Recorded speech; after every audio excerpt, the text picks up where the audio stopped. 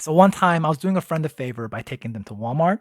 And so I dropped them off at Walmart. We parked, we get out of the car, and I closed the car and I reached for my pocket, right, to press the lock button on my key fob. And I can't find my key fob. And I look into my driver's seat and it had fallen out of my pocket. Now, the problem is my door was locked because I have a habit of when I get out of the car, I press that button that locks all car doors as I'm getting out of the car. After this experience, I never did it again, but I locked myself out. And so I'm just like, what am I supposed to do? So I send my friend in. I'm just like, go shop. I don't think I even told him that the car was locked. I just told him to go ahead. And so, like my previous story, I talk about my car repairs.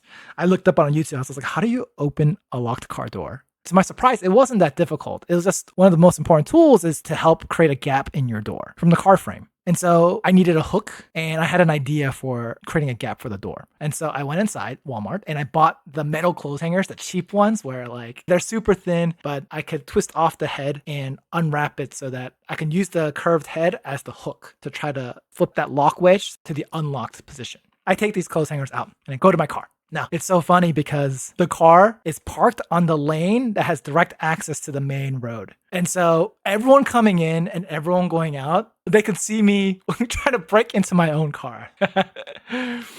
But anyways, what do I do to create the gap in my car door and the frame is I take my wallet. It's kind of flat, but I take some of the cards out and I squeeze it in between the door frame and the car. And then slowly I add more cards in, making sure I don't break it, right? And so slowly the gap between the car door and the frame gets wider. And I don't need it to be that big. I just need it enough to really fit in like 2 millimeters of the metal wire clothes hanger. So I throw it in there. I can see it through the window and I'm trying to hook that wedge. And so I'm trying all these leverage and these angles. And eventually I get it open. But what's so funny is that when I opened it, there's someone parked diagonally across from me in the parking lot. And it's a lady. She sees me open it. She's just like surprised, right? Because I got it open.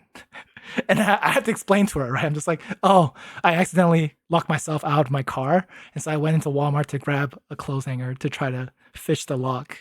And she laughed and she's just like, the next time I'm locked out of my car, I'm calling you.